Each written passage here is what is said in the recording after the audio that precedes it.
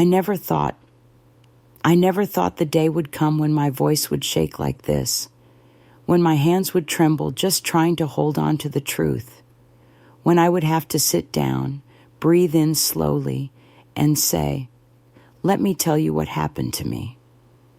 This isn't a story I ever imagined myself telling. It's not something you prepare for when you're young, or even when you're old. It's the kind of story life forces into your hands, like a letter you never wanted to open, but can't avoid forever. And before I begin, I want to ask you something, a question I wish someone had asked me years ago. What would you do if the people you loved, the people you trusted, hid the truth from you for 20 years? Would you confront them? Would you forgive them? Would you walk away? Or would you, like me, stand there in the middle of your own living room, feeling the ground crumble beneath your feet, wondering when everything truly started to go wrong? Because betrayal, real betrayal, doesn't arrive loudly. It doesn't burst through your door. It doesn't scream. It seeps in quietly, softly, like a draft through a cracked window, barely noticeable until you realize the whole room has turned cold. My story begins with loss, a loss that tore me open before I even understood what pain really meant. My son died. Even now, even as these words leave my mouth, a part of me refuses to accept them. He was my only child, my companion through every hardship, my pride, my purpose. I raised him alone after my husband died when he was just a boy. We survived together. We healed together. We built our tiny world together, brick by brick, day by day. And when he took his last breath, a piece of my soul went with him. But grief, as cruel as it was, wasn't the end. It was only the beginning. Because after the funeral, while incense still clung to my clothes and my eyes were still swollen from crying, my daughter-in-law, the woman who married my son, the woman I welcomed into our home, looked me straight in the face and told me to leave. Her voice didn't shake. Her eyes didn't soften. There wasn't a trace of sympathy, just coldness, sharp and practiced, like someone delivering a decision already made long before. "Mom, you can't stay here anymore." Just like that. No gentle words, no respect for my grief, no acknowledgement of the man we both lost. For a moment, I couldn't even speak. My throat tightened. My chest felt like it was collapsing. I remember clutching the edge of the table just to keep myself standing. I had lost my son, and now I was losing the home I shared with him. But she didn't stop there. She took a breath, a long, calculated breath, and said, "There's a will. Min left everything to me and Ben. You don't belong here anymore." A will.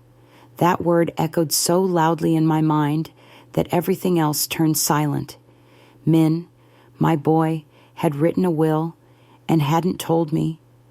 I felt my heart twist painfully, like something inside me had snapped. Was it true? Why didn't he tell me? How long had she known? Why did she say it like she was waiting for this moment?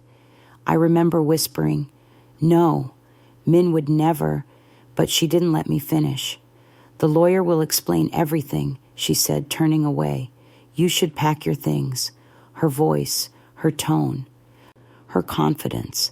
It all felt wrong, so wrong that it made my body tremble. But grief has a way of weakening your senses. When you've cried for days, when your heart is raw, when your mind is drowning, you don't fight, you don't question, you just try to breathe. And so I packed, slowly, quietly, like a shadow leaving her own life. As I pulled my small suitcase across the hallway, I glanced at my son's photo on the altar. His smile, his gentle eyes, his warmth frozen in a frame. I whispered, "Why didn't you tell me, Min? Why didn't you say anything?" The house was silent. the kind of silence that feels like it's watching you. And as I stepped out of the door that used to open to my home, I felt something break inside me. But here is where the story twists. Here is where the truth buries its claws into everything. Because the will, the thing my daughter-in-law used to throw me out, held a secret she didn't know, a truth my son left behind for me, a truth he hid from her, a truth he protected until his last breath. Something powerful, something heartbreaking, something life-changing. And at the reading of that will, when the lawyer opened the folder, when he read my son's final words, my whole world shifted. Everything I thought I knew was wrong. Everything she believed was wrong. Everything she planned shattered. But before I take you into that room, into the moment my son's truth surfaced, I need to take you back to the beginning, back to the life I lived before the storm, back to the days I believed I was loved, back to the moments I thought were ordinary, but were actually the first cracks in my world. Because no story starts at the climax. It starts in a quiet house with a mother, a son, a woman she thought would be her daughter, and a truth buried under years of silence. And I didn't know then, I couldn't have known, that everything was already unraveling before the storm, before grief hollowed me and betrayal hardened me. My life was quiet, not extraordinary, not dramatic, just quiet in the way ordinary lives often are. You wake up, you cook, you tend to your family, you keep the house running, and with time, you convince yourself that this quietness is peace. Sometimes it is, and sometimes it's simply the silence before everything breaks. I want to take you back to that time, to the life I had before I knew what fear and loneliness really felt like. My life with Min, my one and only child. My son Min was the kind of boy a mother prays for. Gentle, hardworking, soft-spoken. He wasn't loud or demanding. He didn't rebel. He didn't push me away, the way some children do when they're trying to prove something to themselves. He was steady, reliable, warm. When he was little, he used to hold my hand with both of his, as if one hand wasn't enough to keep me close. And when his father passed away suddenly, a heart attack on a rainy night, Min was only 10. I remember him curled up in my lap at the funeral, trying not to cry because he said, "I have to be strong for you, Mom." Imagine that, a 10-year-old boy worrying about me. From that day, it was just the two of us. We grew up together. We built a life from nothing, me selling food at the marketplace, him studying until midnight every night. When he became an adult, he never forgot, never took me for granted, never left me behind. Even after he got married, he held the same gentle habit. Every day when he walked through the door after work, he called out, "Mom, I'm home," as if I were the first person he wanted to see. Sometimes I'd pretend not to hear, just to make him say it again, because the sound of his voice was the only thing that made the house feel full. Lan, the woman I thought would become my daughter. When Min told me he was getting married, I was happy for him. I prayed, silently, that he had chosen well, that he had chosen someone who would love him the way he deserved to be loved. And when I first met Lan, she seemed perfect, soft-spoken, polite, always smiling, calling me Mom with a sweetness that made me want to believe it. She asked for my cooking recipes. She brought me tea in the evenings. She laughed at my old stories, the ones Min had heard so many times he could recite them himself. I thought, finally, Min has someone who will take care of him when I'm gone. And when they asked me to move in with them after the wedding, mostly because Min didn't want me living alone, I agreed. It felt like the right decision. A family under one roof, 3 generations, warmth, security. But sometimes you only know someone's true nature after the door has closed behind you. At first, everything was fine. Then slowly, almost invisibly, things began to shift. Lan's smiles became tighter, her answers shorter, her tone sharper. It wasn't sudden. That's what made it dangerous. One day she would tell me I didn't need to cook because she had things under control. Another day she would rearrange the kitchen and say it was more efficient this way. Little things, small tensions, like threads slowly pulling apart. I told myself I was imagining it. I told myself she was just stressed. I told myself everything was fine. But deep down, I felt the house changing. Ben, my grandson, my sunlight. The brightest part of that house was Ben, my grandson, a little boy with soft hair that curled at the ends, big curious eyes, and a laugh that sounded like wind chimes. He adored me. He followed me everywhere, to the kitchen, to the garden, even to the laundry room. He'd tug on my sleeve saying, "Grandma, look what I made," holding up toys, drawings, pieces of paper covered in scribbles. I called him my little shadow. He brought life into a home that sometimes felt too quiet, and maybe that's why Lan grew colder over time.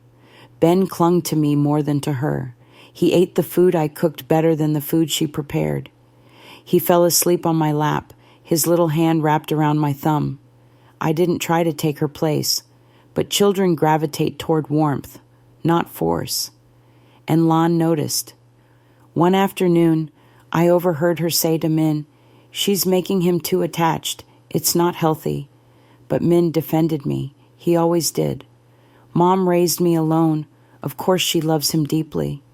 Lan didn't respond after that, but her silence wasn't peace. It was resentment. The family routine, a quietness that hid cracks. Our daily life was simple. Min left early for work. Lan busied herself with her job online. Ben played on the living room floor, and I did what mothers do, cooked, cleaned, cared, filled the silence with soft hums. Every evening, Min and I drank tea together for a few minutes while Lan washed dishes. I didn't realize she hated that, not until later. At night, when the house grew dark, sometimes I heard quiet arguments behind their bedroom door, soft whispers, tense breaths, but I never pried. A mother knows when her son is hurting, but a mother also knows when to give him space. I told myself everything was fine, that every family had moments like this, that peace is not always loud. But deep inside, I felt something shifting, something small, something cold, something I couldn't explain yet. I didn't know, I truly couldn't have known, that the life I thought was peaceful was already cracking. Cracks so thin I didn't see them, cracks so quiet I didn't hear them. Not until the day one single moment, one single detail, shattered everything I thought I understood about my family. And from that moment on, my world was never the same. It didn't begin with something big, not a fight, not a revelation, not a dramatic moment. No, it began with something so small, so ordinary, that if I hadn't paid attention, if my heart hadn't tightened the way it did, I might have dismissed it completely. But that moment, that tiny ripple, was the beginning of everything. The morning that changed everything. It was a Tuesday. The kind of Tuesday that feels like every other Tuesday, quiet, predictable, harmless. The sun filtered softly through the curtains. Ben was still rubbing the sleep from his eyes. Min had left early for work, kissing my forehead before he rushed out, and I was in the kitchen, stirring a pot of rice porridge for Ben. My hands moved out of habit, slow circles, the wooden spoon tapping the side of the pot every so often. I heard footsteps behind me, soft but unsettled. Not Min's usual confident strides, not Ben's little quick steps. When I turned, it was Lan. She stood in the doorway, not moving, just watching me. That wasn't unusual, but the way she watched me was. Her eyes were different, colder, sharpened, like someone weighing something in their mind. I smiled first. I always did. "Good morning, Lon. You're up early." But she didn't smile back. Instead, she walked into the kitchen, opened the refrigerator, then closed it again without taking anything. Her shoulders were tense, her breathing uneven, her hands trembling. I froze. "Lon, is something wrong?" I asked gently. She stiffened. "No," she said quickly. "Why would anything be wrong?" Her voice was too sharp, too defensive, and for the first time, I felt a knot form in my chest, a quiet warning. Before I could ask again, she turned and walked out of the kitchen, leaving the air heavy behind her. The phone call. I wasn't meant to hear. Around noon, I was carrying folded laundry through the living room when her phone rang. Lon picked it up immediately, too quickly. She didn't see me at first. Her back was to me. Her voice was low, rushed. "I told you not to call during the day. Yes, I know, but she's still here." She paused, her shoulders tensed. I said, "I'll handle it." "Handle what?" Before I could take another step, she turned and saw me. Her entire expression changed in a heartbeat. "Oh, Mom, it's you," she said, forcing a smile that never reached her eyes. She pressed her phone to her chest, as if hiding it, as if hiding everything. "I didn't mean to interrupt," I murmured. She shook her head too fast. No, it's nothing. Just work." Work, right. But why did work sound like a lie? She rushed past me into her room, closing the door behind her, something she almost never did. And there I was, standing in the living room, holding a stack of clean clothes, feeling a crack run through the quiet life I thought was still intact. The argument behind the door. That evening, something else happened. Min came home late, the latest in weeks. His eyes were tired, his shoulders slumped, his face pale like he hadn't slept well. I wanted to ask what was wrong, but before I could, Lon stepped between us.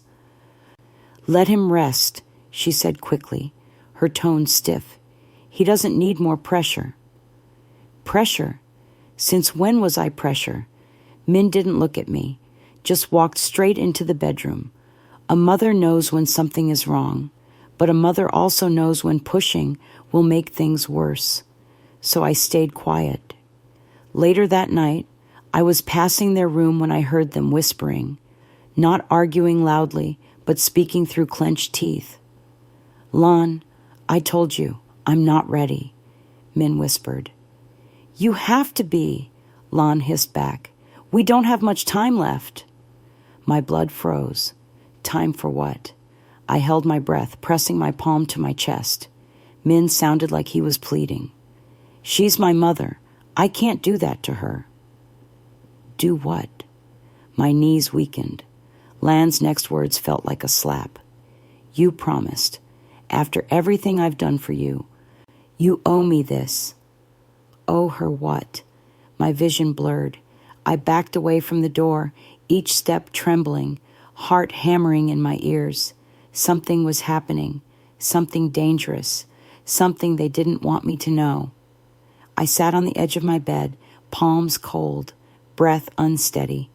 I didn't know it then, but this was the first real crack, the beginning of the unraveling, the midnight whisper that changed my fate. Around midnight, I woke to the sound of footsteps, soft, slow, almost careful. I opened my bedroom door, just a sliver.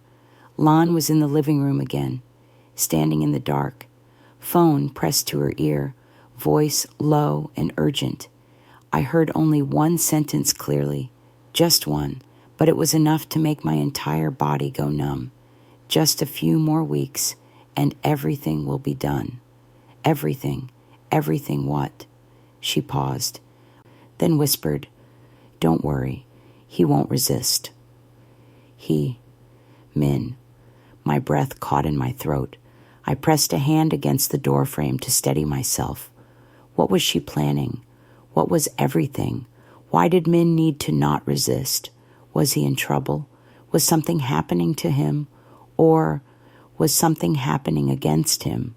Fear crawled up my spine slowly, like a cold hand gripping each vertebrae. I knew I should step forward, demand answers, ask what was going on, but something instinctual, primal, stopped me. A mother's intuition, that whisper inside saying, "Listen, don't reveal yourself yet. There's more you need to know." So I stayed there, frozen, silent, listening. I didn't hear the rest of the conversation. I didn't need to. My life had already shifted. The world I thought I understood, the family I believed was still whole, were already slipping into shadows I didn't recognize. And I didn't know. I truly didn't know that I had just stepped into the dark beginning of a nightmare, one that would soon swallow everything, my home, my peace, my son, and me. In stories, people always imagine that big revelations arrive with drama, doors slamming, voices raised, secrets thrown like stones. But in real life, the most devastating truths often arrive quietly. And after that midnight whisper, just a few more weeks. Nothing inside the house felt the same. Not the air, not the walls, not the people in it. Something had shifted, and the shift was so subtle, yet so sharp. It felt like a needle pressing into my skin every time I breathed. The morning after, cracks in every corner. I woke early the next morning, though I'm not sure I truly slept at all. I walked into the kitchen, thinking I'd make breakfast like usual, but Lan was already there. She wasn't cooking. She wasn't making coffee. She was just sitting, staring into her phone with a look I couldn't quite understand. Her hair unbrushed, her face pale, her hands curled tightly, almost shaking. When she finally noticed me, she locked the screen quickly, too quickly, and attempted a smile. "Morning, Mom." The smile was thin, forced, like she had learned it from a stranger. I felt something twist in my chest. Before I could answer, she stood abruptly, grabbed her phone, and walked out of the kitchen without another word. I don't know why, but my hands started trembling. Strange signs everywhere. The strange behaviors didn't stop. That afternoon, I was sweeping the living room when I heard a ding from Lan's phone, which she had forgotten on the table. I didn't mean to look. I only glanced because the screen lit up. But the message on it, it wasn't something any mother should see without her knees weakening. "We're almost ready. Once it's done, she'll have to leave. Just stick to the plan." Me. My breath caught, my vision blurred. Stick to the plan. My hands froze on the broom. I felt my heart pounding so loudly it filled the entire room. Before I could process it, Lan rushed in, grabbed her phone, and snapped, "Don't touch my things." I wasn't touching anything. I whispered, but she didn't even look at me. She stormed out, her door slamming behind her. I stood there in the middle of the living room, the broom still in my hand, wondering why the house suddenly felt so small and so dangerous. Min's condition gets worse. A few days later, Min came home early from work. His shirt was wrinkled, his face pale, his steps unstable. "Min, con salve?" I rushed to him, placing a hand on his back. He winced. "I'm just tired, Mom. Work is stressful." But his eyes, they were dimmer than I had ever seen. He sank onto the sofa, placing a hand on his chest. I knelt beside him. "Should we go to the hospital?" He shook his head. "I'm fine." He wasn't. But before I could insist, Lan entered the room, her tone sharp, impatient. "He's fine, Mom. You worry too much." She placed a glass of water in front of him, not gently, not lovingly, but mechanically. As if she were completing a task she didn't want to do, Min drank it quietly. His hands shook. I felt dread slide into my stomach. Something was terribly, terribly wrong. The envelope under the sofa. 3 nights later, while tidying the living room, I noticed a corner of paper sticking out from under the sofa. Curious, I bent down and pulled it out. It was an envelope, thick, with Min's handwriting on it. My heart skipped. Was it for me? Was it something he forgot to give me? I barely touched the edge when, "Me, don't touch that." Lon's voice cracked through the room like a whip. I jolted, dropping the envelope. Lan rushed in, snatched it from the floor, and held it to her chest protectively. It's work, private. Her breathing was uneven, her eyes wild. I swallowed, my voice barely a whisper. "Lan, why are you so anxious?" She glared at me. "Because you're always snooping." I was just cleaning." "You don't need to clean," she snapped. "Just stay in your room if you don't know what to do." Her words struck hard, so hard I had to grip the edge of the table to keep from collapsing. I watched her storm down the hallway, envelope clutched tight, and for the first time, I was afraid, truly afraid. The man at the door. The next morning, the doorbell rang. A stranger stood there, middle-aged, dressed in dark slacks and a button-up shirt. His eyes darted past me into the house, searching. "Yes?" I asked softly. He opened his mouth, but before he could answer, Lan appeared out of nowhere. She slipped between us, blocking me completely. "I told you not to come here," she hissed at him in a low voice. The man shifted uncomfortably. "I needed confirmation." "No, not here." She turned to me, forcing a tight smile. "Mom, please go inside. This is nothing. Nothing." She kept saying that word, but the way she looked at the man, the way he looked at her, the discomfort, the secrecy, the panic. Nothing was nothing anymore.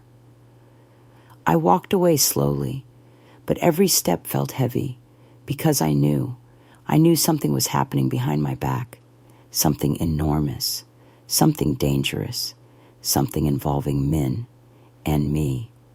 The argument I couldn't ignore. That evening, while folding Ben's clothes, I heard their voices behind the bedroom door. Min's voice was breaking. Lan's voice was sharp, urgent, almost desperate. "You have to tell her soon," Lan said. "We're running out of time." "I can't," Min whispered. "She's my mother, and I'm your wife," Lan snapped. "You promised me. You promised we'd get everything in order. I don't want to hurt her. You will hurt all of us if you delay this." Silence. Then Min's voice, barely audible. "Lan, please, don't make me choose." My blood turned cold. Choose? Between who? Between his wife and his mother? My legs trembled. I had to sit on the floor to keep from falling. Ben toddled over and sat in my lap, playing with my sleeve. I held him tightly, too tightly, because inside my chest, a terrifying realization was forming. Whatever they were hiding, whatever they were planning, it involved me, and not in a good way. The beginning was over. That night, as I lay awake, staring at the ceiling, my heart felt heavier than my body. I didn't know the full truth yet. I didn't know the final blow was still coming. I didn't know the will would destroy and save everything. But I knew, deeply, instinctively, that the life I had been living was already over, and something much darker was on its way. If the earlier days felt like cracks forming quietly beneath my feet, then this was the earthquake, the moment everything fell apart, the moment I realized the truth wasn't hiding anymore. It was standing right in front of me, looking me in the eyes. And I almost couldn't bear to look back. Min's collapse, the moment I knew something was terribly wrong. It happened on a Thursday evening. I remember because the sky outside was turning orange, and the house felt strangely warm, as if holding its breath. Min had come home early again, his face pale, his lips dry, his steps unsteady. I rushed to him the second he walked through the door. "Min, consalve? Min, what's wrong?" He tried to smile, but the smile wasn't Min's. It was weak, forced, broken. "I'm just tired, Mom. Don't worry." He sank onto the sofa, placing a trembling hand over his chest. I reached for him immediately. "Con Faiji Ben, Vien. You need a hospital." Before I could finish, Lan stormed in. Her voice was sharp, too sharp. "He's fine, Mom. You're making everything worse by panicking." Worse? Panicking? I looked at my son, the boy I raised, the boy who once climbed into my lap when he was sick, and I saw fear, real fear. He wouldn't meet my eyes. I had never been more frightened in my life. That night, Min went to bed early. Lan closed the door behind them, almost slamming it, and for hours I sat at the kitchen table, staring at the wall, my heart beating so loudly it drowned out the world. The fight that broke the silence. Near midnight, voices erupted behind the bedroom door, not whispers this time, arguments, raw, desperate, ugly. "You promised me, Min," Lan screamed, her voice cracking. "You said everything would be settled before this." "I'm trying," Min cried. His voice, God, his voice. It sounded so shattered it made my knees weak. "But she's my mother. I can't just throw her out, Lan. I can't." "Throw me out. Throw me out." My heart slammed against my ribs. I pressed my hand to my mouth to keep from making a sound. Lan's reply was knife sharp. "If she stays, we lose everything. Do you understand that? Everything." Min sobbed. "Please, don't do this now. I can't. Lan, I can't breathe." Her voice lowered, cold, merciless. "If you don't follow through, Min, then you will ruin us, not me. You." I couldn't listen anymore. I stumbled away from the door, my whole body shaking, hot tears spilling down my cheeks. I felt like the ground had dropped from beneath me. My son, the one person I thought would never hurt me, was being pushed into choosing between his wife and me, and I was losing. The collapse and the last words he ever said to me the next morning, everything shattered. I heard a loud thud from the bathroom, a sound so violent, so unnatural, that my blood turned cold instantly. Min, I called, voice trembling. No answer. I pushed the door open, and there he was, my son, collapsed on the cold floor, skin pale, lips blue, body limp. "No, Min," I screamed until my throat burned. Lan rushed in, panic overtaking her face. "Oh my God!" she shrieked, grabbing her phone. Call an ambulance." I held Min's head in my lap, my tears falling onto his cheeks. Con mo mat raji, please, look at me." Then, for just a moment, he opened his eyes, barely, his gaze unfocused, breathing shallow, but he saw me. "Me," he whispered. My heart cracked. "Yes, Khan. Me Jai. Me oh Jai." His lips trembled. "I'm sorry." The words cut into my chest like a blade. No, don't say sorry. Don't, please don't. Me, forgive me." And then, his hand slipped from mine, his body went still, and the world, my world, collapsed. I don't remember how I ended up outside the house. I don't remember the ambulance leaving. I don't remember Lan screaming into her phone. All I remember is standing barefoot in the street, my hands shaking violently, my voice gone, staring at the house where my son lived and died. The funeral and the cruelest blow. The funeral passed like a dream, or a nightmare wrapped in incense smoke. Relatives we hadn't seen in years arrived. Voices murmured prayers. Hands patted my back.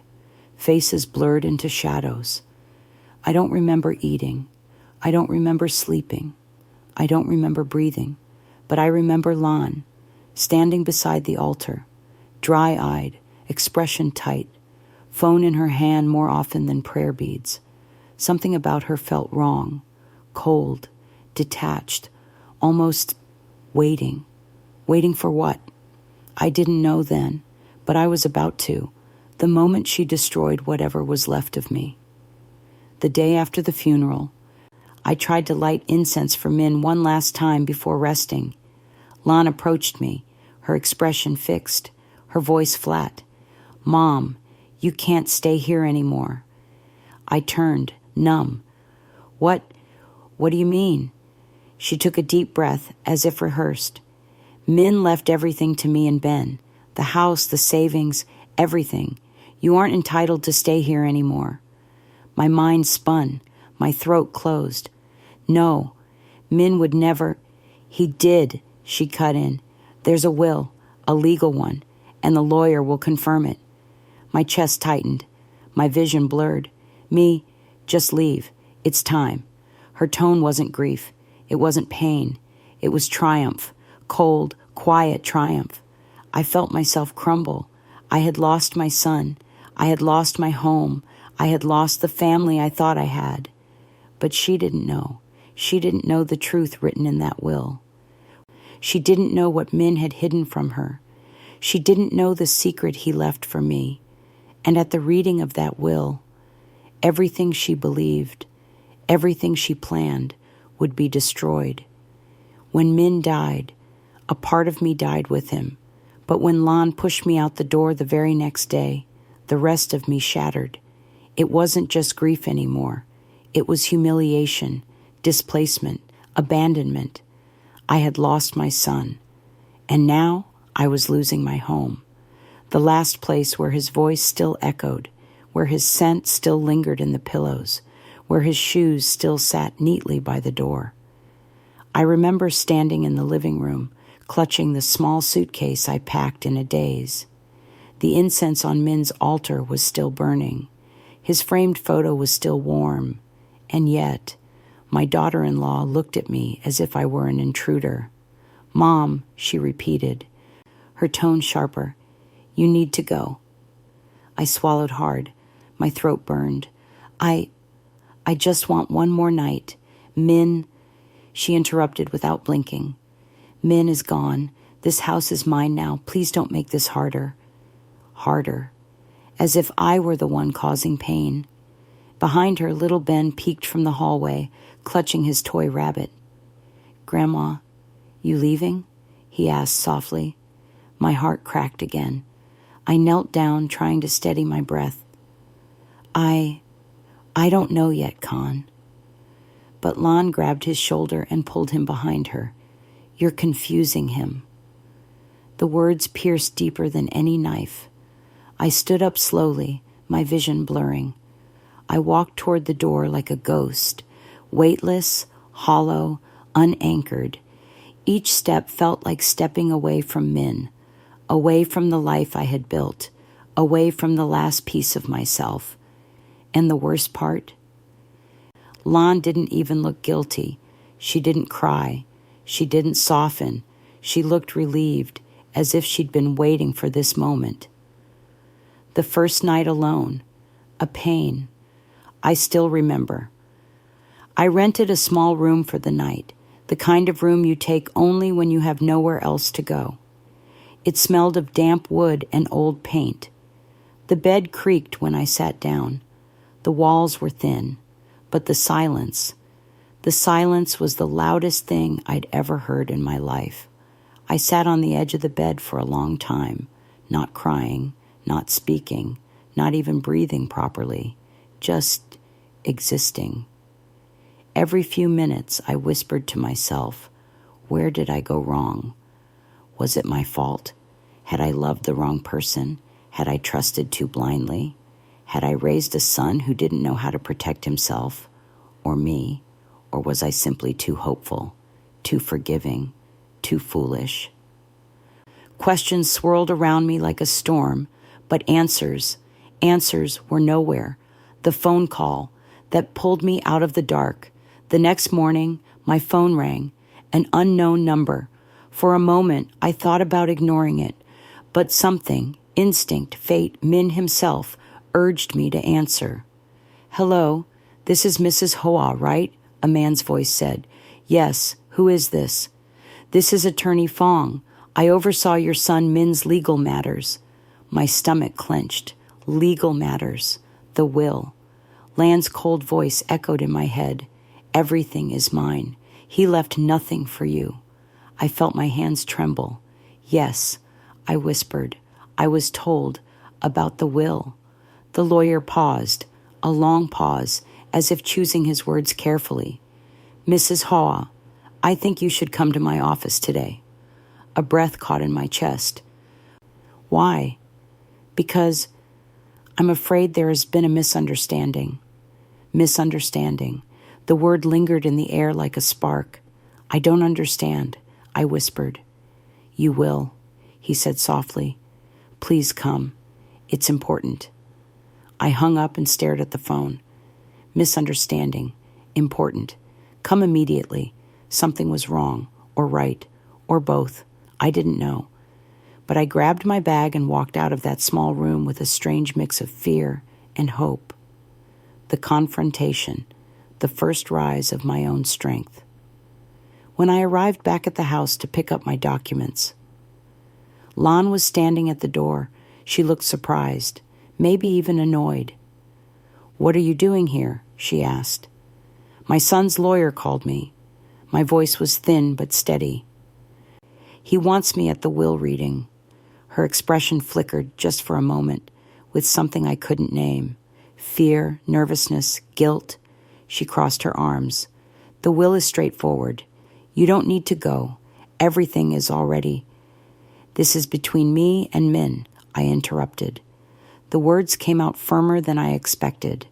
Something inside me had shifted, a tiny spark, a small rise of strength I didn't know I still had. Lan opened her mouth, but before she could speak, little Ben ran out and wrapped his arms around my legs. "Grandma, you back!" My eyes welled. My hands shook as I stroked his hair, but Lan rushed forward, pulling him away. "Ben, go inside." He resisted. "No, Grandma, go inside." Her voice was sharp enough to pierce the air. Ben flinched, then ran inside, crying. I stared at her, hurt boiling in my chest. "How can you talk to him like that?" I whispered. She looked away. "This has nothing to do with you," she muttered. Then she walked inside and slammed the door, and for the first time, I saw her clearly. Not the woman I once believed would be family, not the woman who smiled sweetly in the early years, but the woman who had been hiding behind a mask, cold, calculating, terrified of something she wasn't ready to face, because she knew the truth in that will could destroy everything she had built, and she wasn't ready for it. But I was, or at least, I was ready enough.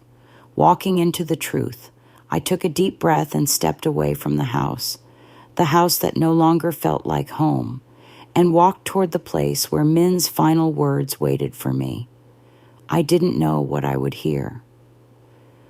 I didn't know how deeply it would cut, and I didn't know how much of my life would change again, but something had shifted in me.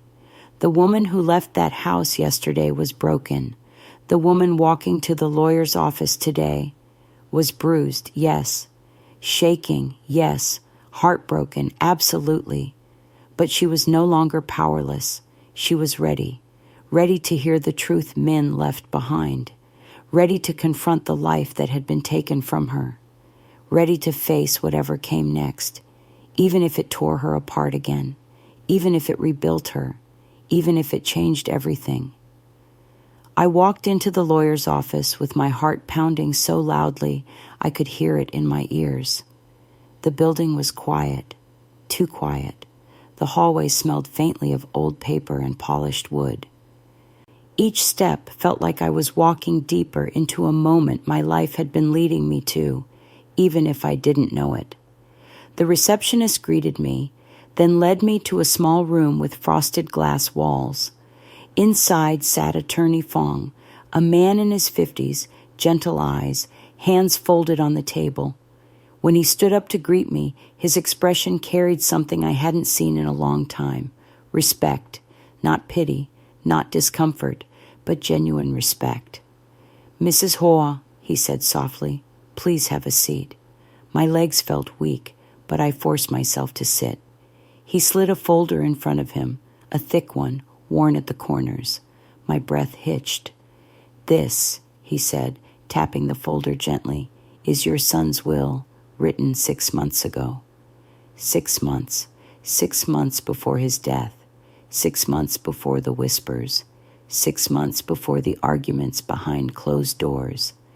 My fingers curled into fists under the table.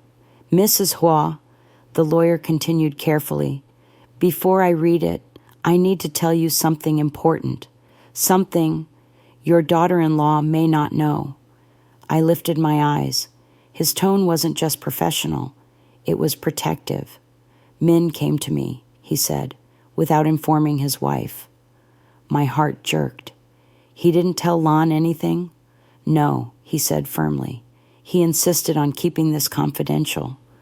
My throat tightened. "But why?" The lawyer took a slow breath. "Because he was worried about you." The words struck me so hard, my eyes filled instantly. Worried. About me? I covered my mouth, my shoulders shaking. "He was afraid," the lawyer said softly, "that after his passing, you would be left vulnerable. He suspected that Lan might not support you. And he wanted to ensure you were protected." A sob escaped my throat before I could stop it. I bowed my head, tears falling onto my hands. "My son," I whispered, "my sweet boy." The lawyer waited patiently until I composed myself enough to listen. Then he opened the folder. The will, Min's final words. He cleared his throat gently. "I, Nguyen Min Hoa, in full consciousness and of my own will, state the following." I felt my breath stop. The room went silent. Even the air seemed to pause. "I leave the entirety of my estate, including the house, the savings account ending in 4721, and all personal assets, to my mother, Nguyen Thi Hoa." My eyes widened. My breath hitched violently. The lawyer continued. "I designate her as the sole beneficiary. I ask that she live in my house for as long as she wishes. I trust no one more than her." The room spun around me. I grabbed the edge of the table to steady myself. He left everything. To me. Not Lan, not Ben, not divided 3 ways. Everything to me. I felt like I had been stabbed and embraced at the same time. My son had suffered quietly. He had watched silently. He had known. He had known what would happen to me after he was gone. He had known Lan would push me out. He had known she wouldn't protect me. He had known she would turn cold. And he wrote this will to shield me, to save me, to love me one final time. The letter, his truth. "There's more," the lawyer said, pulling out a sealed envelope. My heart dropped. On the front, in my son's handwriting, were the words, "For Mom. If you're reading this, I'm sorry." My lips trembled as I opened it. The letter inside smelled faintly of Min, or maybe I imagined it. His handwriting was shaky but readable. "Mom, if you're reading this, it means I didn't make it. I'm sorry I didn't tell you earlier about my illness. I didn't want you to worry." Illness. I froze. He had been sick, and he hid it. My tears blurred the ink as I continued. "I know you noticed Lan changing. I noticed it too, I didn't want to believe it at first, but I couldn't ignore it anymore. My hand rose to my chest, gripping my shirt. She pressured me about the house, about money, about what would happen after I was gone. She said things I couldn't bear to repeat. I closed my eyes. Pain washed over me in waves. I love my wife, but I couldn't let her hurt you, not after everything you sacrificed for me. My sobs echoed in the small room. The lawyer looked down, giving me a moment to breathe. I continued reading through blurred tears. Mom, please forgive me for not being stronger. Please forgive me for not telling you sooner. Please live your life peacefully in our home. I wrote this will so no one could ever take that from you. At the bottom, his final words, I love you, Mom, more than anything, your son, Min. I collapsed forward, clutching the letter to my chest, shaking violently. For a long time, I couldn't speak, couldn't breathe, couldn't exist. The pain was too much, but so was the love. My son, my only son, had died protecting me. The decision, rising from the ashes. When I finally lifted my head, the lawyer's expression had softened into something like pride. Mrs. Hoa, he said quietly, what do you want to do now? My tears dried slowly on my cheeks. My fingers tightened around the letter. I thought of Lan's cold voice. You need to leave. I thought of Ben crying as she pulled him away from me. I thought of Min's last breath in my lap, and something inside me, something quiet but fierce, began to rise. I stood up slowly, my voice steady, clear, unrecognizable. I'm going home. The lawyer nodded, closing the folder. Do you want me to accompany you? This could become difficult. I shook my head. No, I whispered. This is something I have to do myself. I walked out of the office with the will in one hand, the letter in the other. My legs were weak. My heart was bruised. But for the first time since Min died, I wasn't afraid. I wasn't lost. I wasn't powerless. I was a mother carrying her son's last wish, and whatever waited for me behind that door, whatever reaction, whatever confrontation, whatever storm, I was ready. Because this time, I wasn't returning as a burden. I was returning as the rightful owner of my son's home, and nobody, not grief, not betrayal, not even Lan, could take that from me again. When I left the lawyer's office, the world felt different, not brighter, not lighter, not happier, but clearer.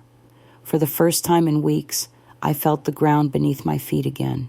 Every step back toward the house, Min's house, felt like reclaiming a piece of myself I thought I had lost forever. The street was quiet. The air smelled faintly of rain, and as I approached the front gate, I paused. My hands shook, not from fear, but from the weight of everything I carried. My son's will, his final letter, his last wish. I wiped my eyes, took a long breath, and opened the gate. The moment of return. Lan opened the front door before I could knock. She froze when she saw me, her eyes stretched wide, not with grief, not with guilt, not with welcome, but with panic. Mom, why are you here? I lifted the folder in my hand. We need to talk. She swallowed hard. Her gaze darted behind me, as if hoping the lawyer was standing somewhere out of sight, but it was just me, just a mother whose heart had been broken too many times. Mom, she said again, voice trembling, I told you. You told me, I said gently, that Min left everything to you. You told me I didn't belong here anymore. Her face paled. Mom, please, you lied. I stepped inside. She moved back instinctively. For once, she wasn't the one in control. The truth she never saw coming. I placed the folder on the dining table. The same table where Min once blew out birthday candles, where Ben first learned to hold a spoon, where we once ate together as a family. Lon stared at it like it was a bomb. "Sit," I said quietly. She didn't, so I sat instead. Opened the folder, pulled out the official documents. The lawyer's seal gleamed in the light. "This house," I said softly, sliding the paper toward her, "belongs to me." She flinched as if struck.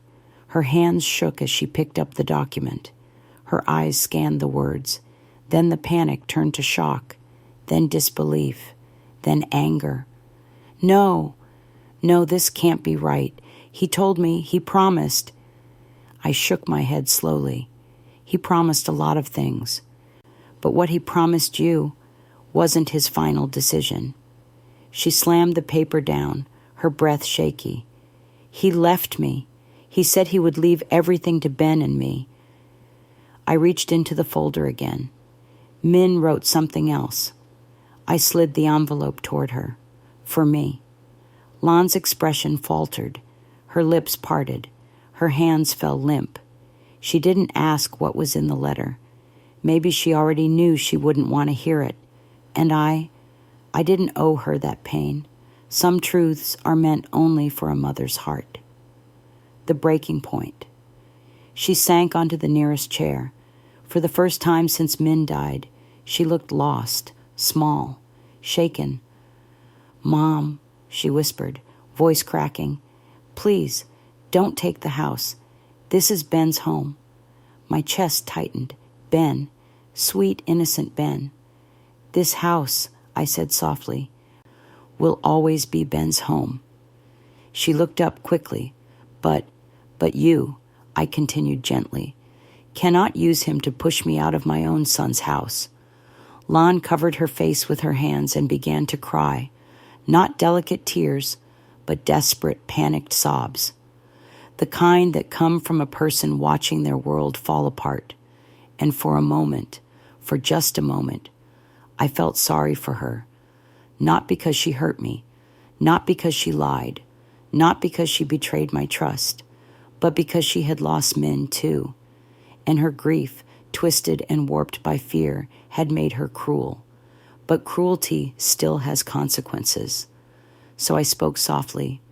"Lon, I'm not here to take revenge. I'm not here to throw you out. I'm not even here to fight." She looked up slowly, tears streaking down her cheeks. "I'm here," I whispered, "to honor Min's last wish." And his last wish was to protect me. Silence, a long, heavy silence. Then she nodded, slowly, weakly, defeated. I understand. And for the first time, I believed her, rebuilding from ashes. In the days that followed, the storm settled. Lon stayed, but something in her shifted. She no longer raised her voice. She no longer slammed doors. She no longer looked at me with resentment. And little Ben, oh, that boy. He ran back to me every morning with open arms. "Grandma, Grandma, home again." Those words, they stitched parts of my heart back together. The house felt different, still full of memories, still full of shadows. But now, it also held something else. Peace. Not the fragile peace from before. The real kind. The earned kind. The kind my son wanted for me. I planted flowers in the garden again. The jasmine by the gate bloomed white, just like it used to when Min was little. And sometimes, when the evenings grow quiet, I sit by the window, holding Min's letter, tracing the lines with my fingertips. I whisper, "I'm okay, Con, because you protected me, even when you weren't here anymore." And that's when I realized something. I had spent years thinking strength meant not breaking, but real strength, the kind that grows from loss, betrayal, and survival, is learning how to rise again after you've already fallen apart. Thank you, truly, for staying with me through this story. If you've ever felt abandoned, pushed aside, or betrayed by the people you trusted the most, please remember one thing. You are not alone, and you deserve a place in this world where you are safe, respected, and loved.